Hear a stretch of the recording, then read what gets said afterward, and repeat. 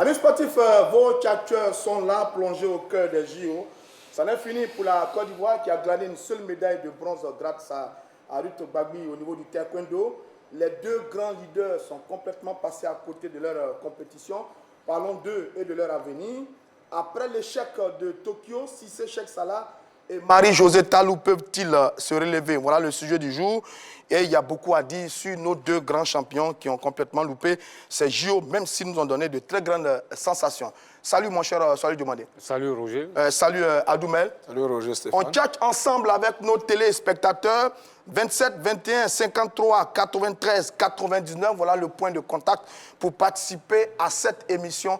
Vos réactions et commentaires sont attendus sur le plateau de l'heure des tchatcheurs. Je le disais, messieurs, en introduction, les deux grands leaders de notre délégation, de vrais espoirs de médailles. Au finish, rien. Cissé Cheikh Salah et Marie-Josée Talou, c'est d'eux qu'il s'agit.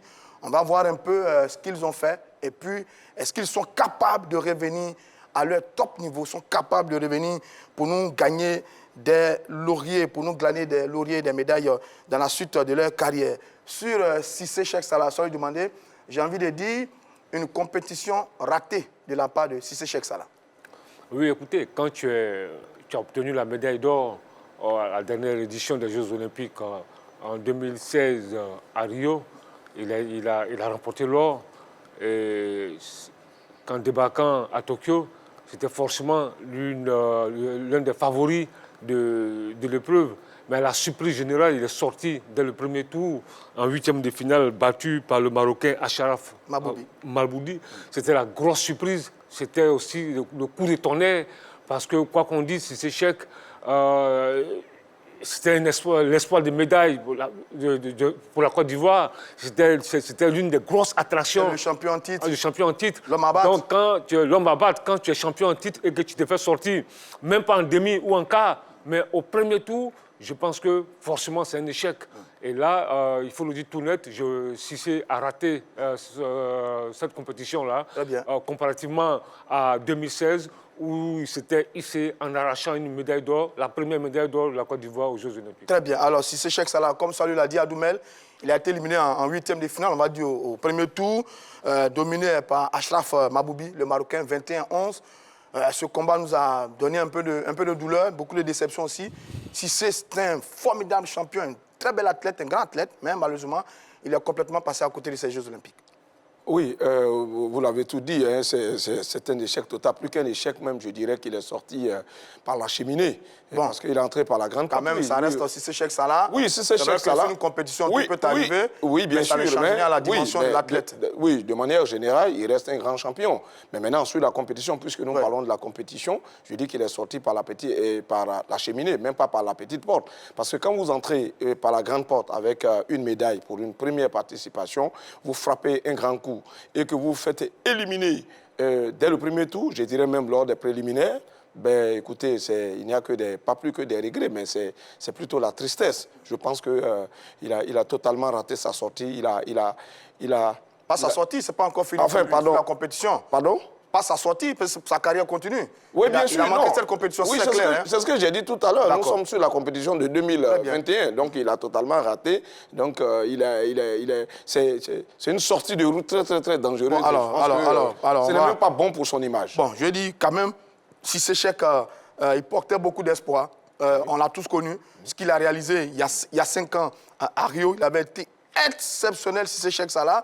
Ce qu'il a réalisé sur les dernières compétitions, championnat du monde, championnat africain, c'était lui encore, le grand patron. Oui, bien sûr, mais il a dominé. Ces JO-là, quelque chose s'est passé ou alors quelque chose ne s'est pas passé. Notre Cissé, on ne l'a pas vraiment reconnu. Oui, écoutez, depuis Rio, il a quand même glané des titres et des trophées. Il a quand même gagné 3 championnats d'Afrique. 3 championnats d'Afrique, il a gagné une médaille d'argent. Aux Jeux africains, 2 fois, il a remporté l'or. Et au championnat d'Afrique de Dakar, il a été vainqueur. Et puis il a été vainqueur aussi de l'Open d'Espagne. Et les multi-compétitions comme l'Europa Games à Sofia, en Bulgarie, où il a gagné. Donc, il a glané des trophées. Donc, il a débarqué à Rio, à Tokyo. À Tokyo avec les faveurs des pronostics, c'était le grandissime favori. Après tout ce qu'il a connu, tout ce qu'il a gagné, maintenant, à la surprise générale, personne ne s'attendait à ce qu'il sorte dès le premier tour.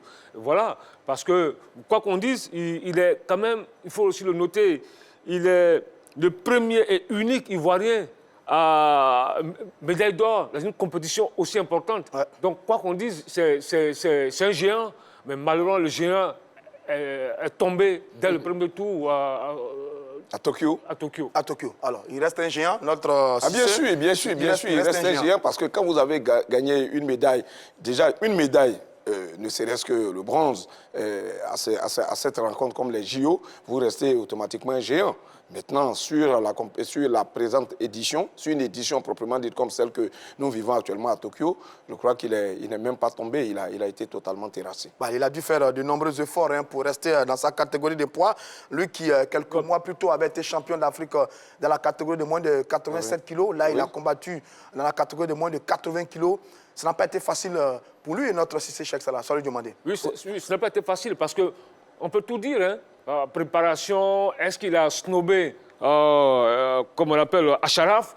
On se pose des questions, parce que Acharaf, c'est quand même le 14e mondial, Cissé Cheikh, 3e mondial, dans cette catégorie de moins de 80 kilos. Donc, quand tu regardes ça, tu te dis, ben, attends, si ça va le terrasser.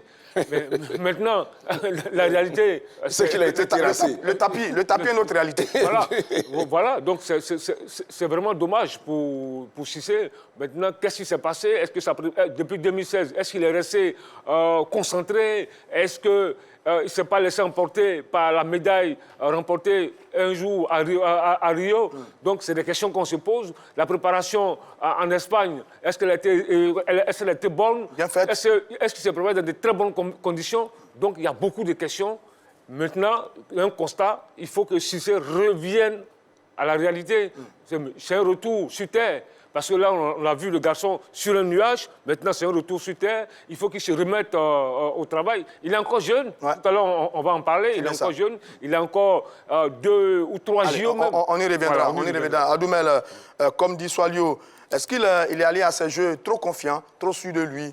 Est-ce qu'il a sous-estimé un peu Acharaf Maboubi, qui lui aussi est champion africain? Est-ce que, bon, tous ces éléments ont joué un peu en sa défaveur? Bon, nous n'avons pas tous les petits détails, hein, peut-être en entendant son retour, mais je crois que, comme le disent les entraîneurs, il y a le côté mental. Hein, il y a le côté mental, et je crois qu'à ce niveau, peut-être qu'il n'a pas su se préparer. Je ne dirais pas qu'on ne l'a pas préparé. Peut-être que lui-même n'a pas su se préparer. Parce qu'on peut vous avoir préparé, mais vous-même, est-ce que vous vous êtes préparé? Il y a tout ça. On attend de voir, mais j'avoue qu'il est difficile d'expliquer cette situation. Allez, très bien. On passe à l'autre championne. C'est Talou, qui est parmi les meilleurs, mais l'objectif n'est pas atteint.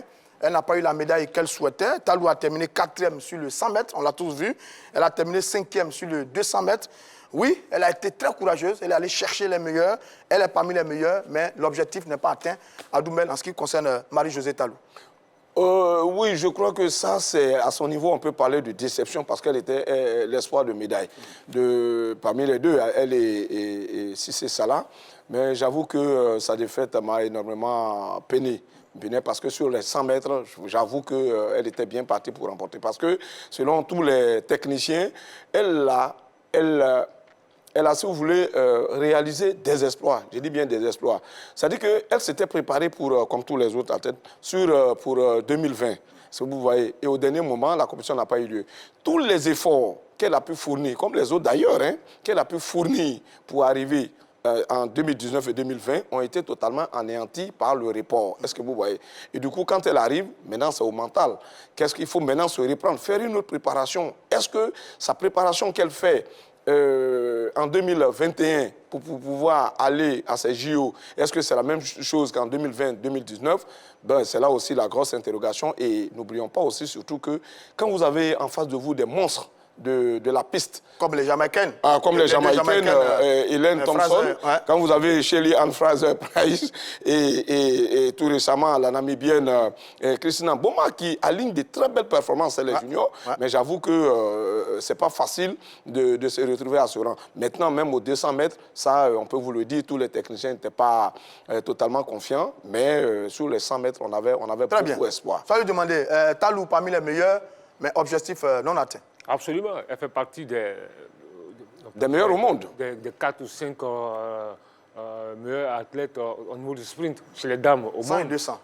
Quoi qu'on dise, parce que quand tu regardes, à Rio, elle termine 4e au 100 mètres, 4e au 200 mètres, on se dit, elle est l'une des favorites, quoi qu'on dise, des promesses de médailles au JO de Tokyo.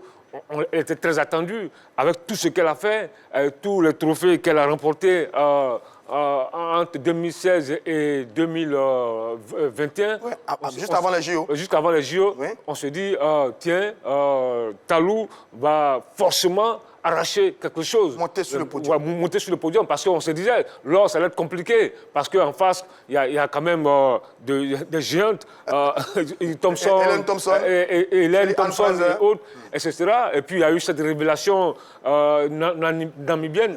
Donc, pour moi, cette 5e place, elle a fait un chrono de 22-27. Bon, qui, franchement, ne lui permettait pas de figurer. Elle était loin de son meilleur chrono. Son meilleur chrono sur la distance, c'est 22-08. Bon, 22-27 pour la finale. Finale qui allait très, très vite. Ah oui. Et Talou, bon, elle a tout donné. Hein. Elle a tout donné.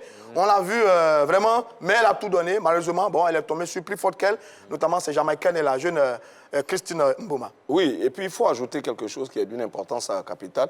Pour aller au JO, les techniciens vont te dire qu'il faut avoir fait un minimum de 10 à 15 grandes compétitions. Les grands tournois, etc. Elle n'en a fait que 9. Et ça, elle ne peut pas atteindre le pic en athlétisme. Mais on n'a pas vu les autres athlètes jamaïcaines sur toutes ces compétitions, les Diamond League et autres. Certaines se sont gérées, certaines se sont économisées. On l'a vu un peu partout. Certains, parmi nous d'ailleurs, avaient estimé qu'elle s'était peut-être un peu épuisée, compte tenu du fait qu'il n'y a pas une préparation, bien planifiée au plan local.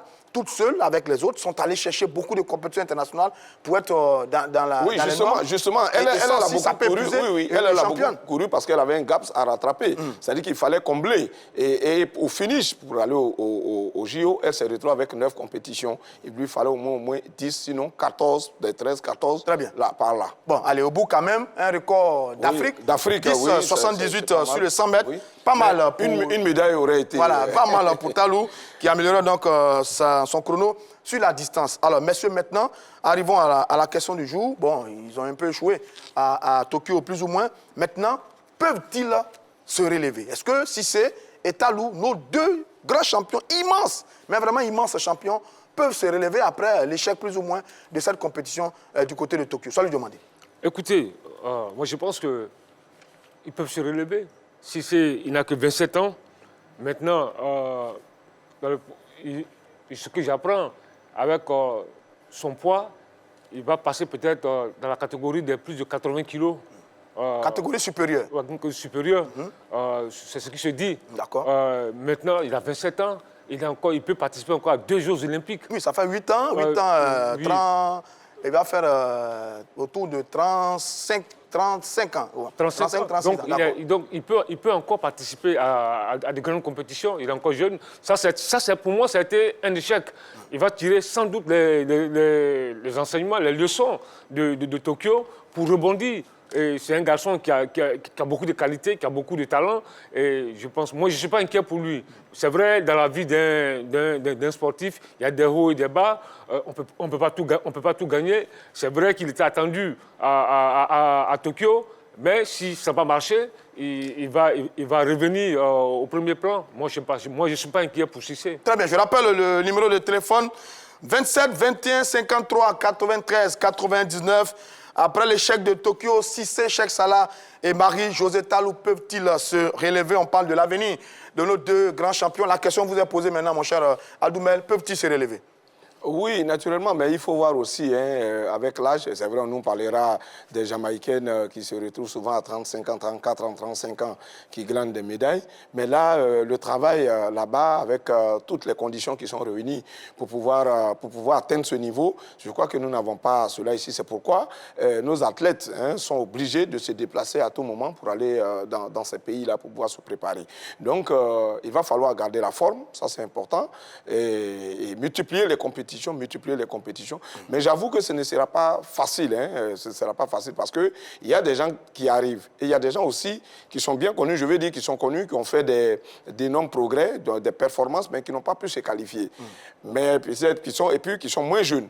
D'ici là, d'ici 3 ans, alors, à Paris, si Cheikh Salah, il a 27 ans, oui. Talou a 32 ans, ils ne sont pas très vieux non plus. On a vu là, Fraser a 33 ans. Oui, c'est ce que je dis. Ils sont dans l'âge quand même.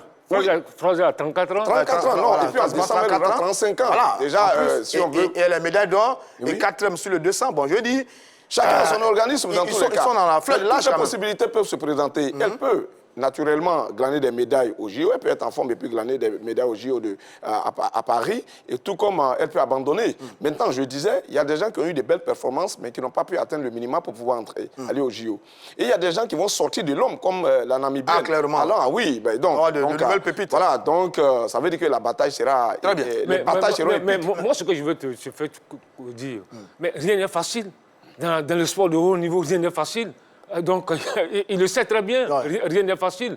Donc, il va continuer de travailler. Donc, pour moi, à ce niveau-là, je suis pas inquiet pour ce garçon. Pour moi, ça a été un faux pas. Il a sans doute snobé Acharaf, qu'il avait pris peut-être de haut, qu'il a terrassé. Maintenant, il va se remettre et puis repartir de bon pied. Alors, sur l'athlétisme, par exemple, les prochaines compétitions seront en 2022 parce que le championnat d'Afrique 2021 a été annulé en raison donc, de la Covid. 2022, c'est pas très loin. On peut retrouver Talou en 2022 pour en train de compétir sur les championnats d'Afrique. Ça, c'est faisable très rapidement pour Marie-Josée Talou. Oui, mais maintenant, est-ce que d'ici là, les deux échecs en 2012 et en 2016 et en 2021 ne vont pas... Est-ce que ces deux échecs ne vont pas quelque peu jouer sur son moral? Ça aussi, c'est la grosse interrogation parce que d'ici là, elle peut décider d'abandonner. Parce que quand vous avez... Bon, alors, décider d'abandonner, on y reviendra. Je me suis Koné qui est en ligne, qui nous appelle de Daloa. Bonjour, monsieur Koné. Monsieur Koné? Bon, on l'a perdu. Je reviens à vous, Adoumel. Monsieur Koné, qui nous appelait de Daloa, on espère qu'il va revenir. Oui, Adoumel. Oui, donc, elle peut, comme je le disais, elle peut abandonner, comme elle peut continuer. Mais là, d'ici là, on attend. Mais si elle doit repartir, je crois qu'elle a eu des chances. Elle n'est pas aussi âgée. Même si elle était âgée, comme on le dit, il y a des possibilités qu'elle glande des médailles. Mais je pense qu'elle est encore, comme on le dit, oui. elle est en forme. Surmotivée en ce moment, elle a envie de se rattraper. Oui, bien sûr. Les prochains championnats du monde ont lieu du 15 au 24 juillet. Ce sera aux États-Unis l'année prochaine. Soit Lyon, c'est tout prêt. Au mois de juillet de l'année prochaine, c'est tout prêt pour Talou, qui peut-être aura envie d'aller prendre sa revanche un peu sur tous ces championnes. Parce qu'après les JO, il y a quand même les Jeux Olympiques. Si Charles permet, je veux dire qu'elle a déjà gagné une médaille au championnat du monde. Absolument. Voilà. Donc, il y a à Doha, au Qatar. Voilà. Oui, est-ce qu'il y aura encore la motivation à ce niveau? Ça, c'est... Alors, après les JO, il y a une autre réalité maintenant. Est-ce que Talou va aller chercher, puiser pour dire attention, Tokyo, c'est loupé, mais là maintenant, sur les mondiaux, allez, je dois y aller pour me rattraper un peu. C'est possible? Non, mais c'est possible, mais moi, je vais te décevoir. C'est possible, mais moi, honnêtement, c'est pas au championnat du monde ou aux Jeux africains que je l'attends.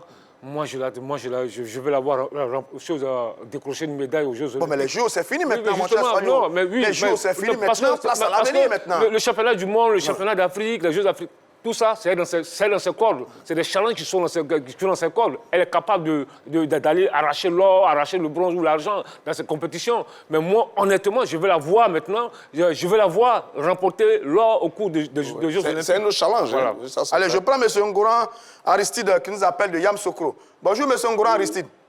Oui, bonjour, cher frère. Comment allez-vous? Dieu fait grâce à Allah. Bien, on vous écoute. Bien, vous posez la question de savoir si nos jeunes, nos champions peuvent revenir. C'est possible. Ils peuvent revenir. Tout va dépendre de comment est-ce qu'ils vont digérer ces défaites-là. Je pense que le problème à mon niveau, mon inquiétude se situe au niveau des talons. Talou, d'accord. Marie-Josée Talou. Voilà, au niveau de l'athlétisme. Sinon, le jeu, c'est que, par exemple, on sait qu'il est encore très jeune, 24 ans, 25 ans, il a encore du temps pour pouvoir... Il s'agit de Cissé Cheikh Salah, hein, pas de Cissé Gueux. Oui, je vois. Non, Cissé Cheikh, on comprend. Cissé peut, tout à l'heure, vous avez dit quoi, il va passer peut-être à une catégorie supérieure. Ouais, c'est bien ça. Il peut travailler, c'est des champions. C'est des champions, je sais qu'ils peuvent revenir. Ils peuvent revenir au top niveau. Mais mon inquiétude, c'est surtout au niveau de Talou. D'accord. Avec l'âge, et puis on a un problème. Moi, je ne peux pas comprendre qu'un si grand pays de sprint qu'est la Côte d'Ivoire. Parce que on a du talent. D'abord, mais n'importe qui ne va pas aux Jeux Olympiques. Il y a un travail qui est fait. Maintenant, est-ce que, à part Talou, on n'a pas des jeunes qui peuvent assurer la relève? Bon, très bien. On parlera de la relève dans la suite du débat. Mais restons sur les capacités. On parlera de la relève, hein, ne vous inquiétez pas, c'est prévu. Sinon, c'est possible. Voilà, d'accord. Que les jeunes puissent revenir. Mais bon, avec l'âge et tout, bon, comme on le disait tantôt, est-ce que nos athlètes sont dans les conditions qu'il faut pour pouvoir se maintenir encore au top niveau jusqu'à Paris 2024? C'est ça aussi le problème. Très bien. Il va falloir résoudre. Très bien, M. Ngora Aristide. Merci de votre participation. Soyez demandé, vous dites les JO. Bon, les prochains JO, c'est Paris 2024. C'est bien ça, c'est dans 3 ans, parce qu'on a grillé une année par rapport au report. Donc, dans 3 ans, est-ce que Talou peut revenir dans 3 ans? Comme vous insistez pour avoir une médaille aux Jeux Olympiques, elle en a fait Rio, Tokyo, maintenant Paris. Dans 3 ans, est-ce qu'elle peut maintenir la dynamique pour revenir plus forte quand elle aura 35 ans à Paris dans 3 ans? Oui, mais tout va dépendre de la préparation. Préparation psychologique, mentale, préparation physique. Il faut qu'elle soit dans des conditions assez bonnes pour se préparer, parce que les Jamaïcaines que vous voyez là, elles se préparent dans de très bonnes conditions. Donc moi je pense qu'aujourd'hui, il faut notre plateau technique pour Marie-Jo, pour franchir notre palier. Parce que là, elle a quasiment tout gagné sur l'échiquier continental. Aujourd'hui, ce qui lui manque, sa grosse frustration, c'est cette médaille olympique. Et je pense qu'elle a encore peut-être une dernière chance. Elle a rendez-vous avec l'histoire dans 3 ans à Paris. Il faut qu'elle se qualifie pour ces JO-là et aller arracher enfin une médaille. Bon, très bien, on verra bien son parcours sur les mois, les années à venir avant les JO. Alors, le prochain championnat du monde de taekwondo, c'est en 2023. Ça aura lieu aux États-Unis, parce que c'est une compétition qui a lieu chaque 2 ans. Si c'est sera encore attendu. Est-ce qu'à partir de ce championnat-là, mon cher Adoumel, notre Cissé Cheikh Salah va revenir? Il n'a que 27 ans pour l'instant. Oui, je dirais que tout est possible hein, en sport. En sport, tout est possible. On l'a dit, on l'a maintes fois répété. C'est une question de préparation. Moi, j'estime que quand j'analyse quelque peu Cissé, il a été quelque peu distrait hein, après les JO de 2016. Pour vous, il a été distrait? Il a été quelque peu distrait, il s'est distrait quelque peu. Et donc, au moment de se ressaisir, je pense que... Bon, expliquez-nous, comment? Oui, parce que vous n'ignorez pas ce qui s'est passé avec la fédération. Oui, ça c'est clair. Il a pris sur lui certaines responsabilités en allant signer des contrats sans s'en référer à la fédération. Il y a eu un petit débat qui a quelque peu... Bon, est-ce que quand on a une telle dimension, signer des contrats avec de nouveaux partenaires, de nouveaux sponsors, c'est une mauvaise chose? Est-ce que quand on a une telle dimension, avoir un nouvel entraîneur, c'est une mauvaise chose? Ça, c'est un autre débat. Bon, maintenant, revenons au sujet du jour. 2024, le prochain JO pour Cissé Cheikh Salah, il aura quoi? 30 ans. À 30 ans, il sera encore le Cissé Cheikh Salah d'il y a 5 ans. Et peut-être, on ne souhaite pas qu'il soit le Cissé Cheikh Salah de Tokyo, mais on espère qu'il sera le Cissé Cheikh Salah d'il y a 5 ans. Dans 4 ans, c'est encore faisable. Oui, il aura les regards tournés vers lui, ça c'est sûr. C'est-à-dire le champion de 2016 qui s'est fait détrôner en 2021 et qui arrive, c'est nécessairement et forcément la revanche. Hein. Les gens verront en lui une sorte de revanche qu'il voudra nécessairement et absolument prendre. Donc c'est possible. Maintenant, à ce niveau, il lui appartient de travailler parce que là, il change, si vous voulez, de catégorie. Donc dans cette nouvelle catégorie, il faut qu'il soit à mesure de pouvoir donner le... Alors, Tadjou Atada, son entraîneur nous avait dit sur cette même antenne qu'à un certain moment, si avait pris 10 kilos, il avait réussi à avoir la médaille d'or malgré ses 10 kilos. Donc, on suppose que quand il va monter dans la catégorie de plus de 80 kilos, il aura plus d'arguments pour aller chercher une médaille un peu plus tard parce que sur la dernière compétition-là, il a fait trop d'efforts pour rester dans la catégorie de moins de 80 kilos. Vous parlez, il a fait trop d'efforts. C'est cela peut-être qu'il a quelque peu plombé. Salut Djamani, allez-y. Oui, absolument. Je pense que là, c'est un nouveau challenge pour lui. Notre catégorie, il va sans doute se battre pour briller dans cette catégorie-là, parce qu'effectivement, il a été confronté à un problème de poids ces derniers temps. Donc, je pense qu'il faut trouver le juste équilibre et puis essayer chez les 80, plus de 80 kilos, essayer de faire la différence. On verra bien. Je reviens à vous, hein, parce qu'il doit se préparer pour 2023 championnat du monde et 2024 Paris. On y revient dans quelques instants. Je prends Ouattara Zoumana qui nous appelle de Korogo. Salut Ouattara Zoumana. Bonjour monsieur. Comment allez-vous? Oui, ça va. Allez, on vous écoute hein, sur Cissé Cheikh Salah et Marie-Josée Talou. Oui, tu vois, moi je vais donner mon avis. Le problème support de la Côte d'Ivoire, notre problème là, chaque fois à la fin, c'est la défaite. C'est pas toujours, hein. La dernière fois, on a gagné médaille d'or et médaille de bronze. Hein. Même cette année, on a gagné une médaille de bronze. Oui, mais on cherche toujours pour avancer. Ça, c'est juste. Chaque fois à la fin, c'est la défaite. On devrait réagir très vite pour fermer ces problèmes-là. Donc pour vous, si on règle les problèmes de préparation, Cissé et Talou peuvent revenir, c'est ça? Oui, il peut revenir. Il peut revenir sans problème. D'accord. Merci. Monsieur Ouattara Zoumana pour votre participation. Oui, salut Djomandé. Oui, mais tu sais, Roger, il faut quand même qu'on puisse insister là-dessus. Parce que nous aussi, c'est vrai, ici, nous sommes sur ce plateau, on émet des critiques, mais on fait aussi des propositions. Parce que ce que souvent les gars, certains ne perçoivent pas. Parce que là, aujourd'hui, on est devenu une terre du sprint africain, même mondial. Parce que quand vous avez une compatriote qui est quand même parmi les 4e et 5e au 100 et au 200 mètres sur le plan mondial, je pense qu'il faut que nos autorités puissent avoir un vrai projet sportif pour le sprint en Côte d'Ivoire. Mettre les conditions pour qu'il y ait encore d'autres sprinteurs. Parce que là, si on ne fait pas attention, ça je parle de l'athlétisme, même au taekwondo, il faut aussi cela. Si on ne fait pas attention, quand cette génération va disparaître, on aura un problème. Donc, moi, je pense que ça, c'est une volonté politique. Nous demandons à nos décideurs de ne laisser pas les fédérations. Il faut leur donner les moyens. Tous les pays qui gagnent, là, c'est la politique qui intervient dedans. On faire le bilan et situer un peu les responsabilités par rapport à ce qu'on a vu. Non, ce n'est pas une question de responsabilité. Voilà. C'est un projet. Projet, plus d'organisation pour réussir dans nos différentes compétitions. Alors, maintenant, je reviens à ma question. Si c'est 2023-2024, sera-t-il prêt? Il aura 30 ans, 31 ans. Sera-t-il prêt pour les compétitions à venir? Non, moi je pense que tout va dépendre de lui. Il faut qu'il se remette, du couac de Tokyo. Il faut qu'il ait les ressources morales assez solides pour rebondir. Mais comme je sais que c'est un champion, c'est un compétiteur, ça, c'est le sport de haut niveau, c'est les choses qui arrivent. Il y a eu une sortie de route, une déroulée à Tokyo. Maintenant, il faut qu'il se réorganise et essaie de régler aussi certains problèmes.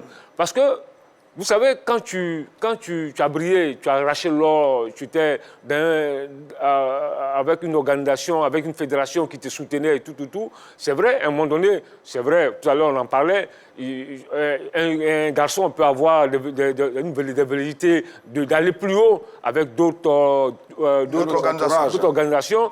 Maintenant, il faut rester humble, continuer de travailler avec la direction technique nationale. L'un des tchatcheurs, on le disait hein, depuis le début de cette émission, après l'échec de Tokyo, Cissé Cheikh Salah et Marie-Josée Talou peuvent-ils se relever? On a vu un peu la compétition ratée de Cissé Cheikh Salah, on a vu un peu l'objectif non atteint de Marie-Josée Talou. Maintenant, peuvent-ils se relever? Mais si on est tous d'accord, hein, plus ou moins, que ces deux grands champions ont la capacité de se relever. Alors, pour terminer sur cette partie de notre émission, vous avez encore confiance en eux, Soalio?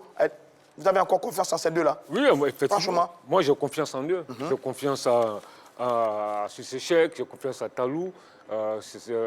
Maintenant, moralement, il faut qu'il soit assez fort pour se remettre des deux échecs. Parce que quoi qu'on dise, c'est des échecs. Oui, on ne va pas les cacher. Voilà, de Tokyo, pour rebondir et pour se projeter. Adoumel, vous avez encore foi en ces deux formidables champions. Et particulièrement sur Talou. Talou, c'est une battante.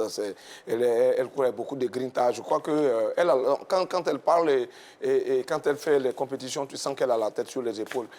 Si c'est oui, quelque peu, hein, j'ai dit quelque peu, mais il y a des doutes parce que j'ai l'impression qu'il ne s'est pas encore émis de Tokyo. Bon, on verra bien. J'ai pu découvrir le prénom de Talou, Gonésier, en langue locale, qui signifie tel un homme ou comme un garçon. Donc, vous voyez, elle a du caractère. C'est l'un de nos confrères, Adam Khalil, qui a fait un superbe papier sur elle, sur les réseaux sociaux, qui nous a révélé ça. Donc, on sait qu'elle va pouvoir revenir. Oui, parce que Khalil, sa mère est gourou, et du même village. Bon, d'accord. Allez, messieurs, pour terminer maintenant notre émission, est-ce que, justement, quand on regarde tout ça, Soalio, est-ce que la relève est assurée? Parce que c'est de ça qu'il s'agit. Talou a quand même 32 ans, donc elle n'est plus très loin de la retraite. Cissé, c'est vrai qu'à 27 ans, il va courir encore, il va tirer encore. Mais est-ce que la relève se prépare, la relève est assurée en ce qui concerne l'athlétisme et le taekwondo? Oui, je pense que la relève est assurée. Je vais prendre catégorie par discipline par discipline. Rapidement, au niveau du taekwondo, déjà à ces JO, il y avait l'équipe Miss expérimentale de Côte d'Ivoire qui était présente au JO sur l'invitation de la Fédération internationale du taekwondo. Parce qu'il y a 5 pays qui avaient été invités, mais la Côte d'Ivoire, dès le premier tour, a été éliminée par la Chine. Et il y avait 2 garçons et 2 filles qui étaient présentes. Et quand vous regardez, chez les plus de 67 kilos, il y a Batili Astan. Elle a été vice-championne d'Afrique en juin dernier. Très bien. Elle est la doublure de Charlène Traoré. Voilà, dans la même catégorie que Charlène Traoré. Voilà, elle est restée longtemps en Allemagne pour peaufiner sa technique de combat. Il y a Kobena Aaron Francis, chez les plus de 58 kilos, qui est vice-champion d'Afrique en titre. Diakite Issa, moins de 58 kilos, médaille de bronze au dernier championnat d'Afrique. Kumba Ibo, moins de 67 kilos, catégorie de Ruth Bagui. Elle est également vice-championne d'Afrique en titre. Donc quand vous voyez tout ça, on se dit la relève est assurée. Regardez pour l'athlétisme. Je prends Konaté Ibrahim, qui nous appelle de Koumassi. Ça va être le dernier appelant du jour. Hein. Monsieur Konaté Ibrahim, salut à vous. Oui, salut à vous. Bonjour à tous. Allez, on vous écoute. Hein. Bon, je pense que la relève peut être assurée, je pense. Parce que, déjà, je crois bien que Marie-Josée Talou, bon, 32 ans, 34 ans, non 32 ans. 32 ans. Bon, on a vu des athlètes qui ont dépassé ce stade-là qui continuent toujours. Hein. Voilà, je pense que elle n'est pas arrivée à terme. D'accord. Je pense que les JO, c'est dans 3 ans encore, non? Si je ne me trompe pas. C'est bien ça, c'est bien ça. Voilà. Donc je pense qu'elle peut, si elle se prépare bien, avec l'expérience qu'elle a, elle peut surpasser ces personnes qui ont dépassé dans l'avenir. Maintenant, si c'est chèque, bon, c'est une chose qui arrive, hein. Voilà, c'est une compétition.